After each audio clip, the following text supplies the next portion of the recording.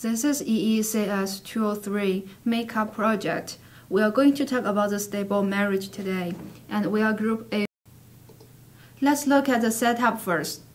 The first one is assume there are a man and a woman, so the number of men and the number of women are the same. The second setup is a marriage is a matching, and a complete marriage is a complete matching. So in a complete marriage, no man or women will be left alone. The third setup here is each person will rank each other person of the opposite gender. To show the reference of the different men and women, we use the preferential matrix here. The Pij means the woman I's ranking on man J, and Qji here means the man J's ranking on woman I. What is a stable marriage?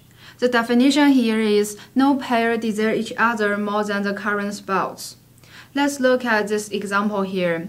If A and B in this case are women, C and D in this case are men. As you can see, C is A's number one choice and D is A's number two choice. For C, A is a number one choice and B is a number two choice. What if A married to C and B married to D? The answer is yes, this is a stable marriage. The reason here is A desires C more than D and C desires A more than B, and they are getting married. They have no intention to deviate from this marriage. And for the same reason, B and D has no reason to deviate. But what if the current situation is A is married to D and B is married to C? As we can see, A prefers C over D. So how about C? For C, even though he married to B, but the thing is he prefers A more than B. So A and C desire each other more than their current spouse. They have a reason to deviate from the current marriage to get into the new one. So this is not a stable marriage. Okay, let's come to the algorithm here. Each woman will propose to man according to their preferential matrix ranking.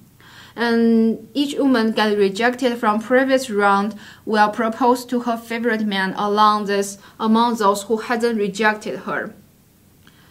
Each man is tentatively engaged, which means if according to his preference, a higher ranking woman proposed to him, he will just dump his current spouse and get married to the higher ranking woman.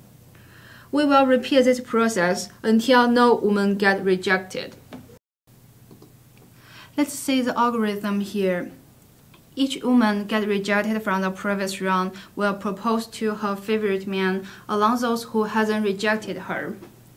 And she is chosen by her reference from the best to the worst. And each man will be tentatively engaged with a woman who currently proposed to her and have the highest ranking. And if later on there is a better woman show up and have even higher ranking, he will deviate from the current marriage and get married with a higher ranking woman. We need to repeat this process until no woman gets rejected. Let's look at an example. In this case, A, B, C are three women here, and D, F are three men. In round one, by this preferential matrix, each woman will propose to her best man, the second best man, and third best man, and D, F have the choice to say yes or no. In round one, A will propose to her best man, which is F, and B will propose to her best man, which is E, and C will try to propose to F. B is the only person who proposed to E, so B and E will be together for now. But F got two choices, one is A and one is C, so we need to say F's preference. As we can see here, F's first choice is C and third choice is A. So definitely C will be together with F, not A. A got rejected in this round. After the first round, A is the only person who left alone. So in second round, A will keep proposing. In this time, he will propose to E. Currently, E is engaged with B, so E gets two choices.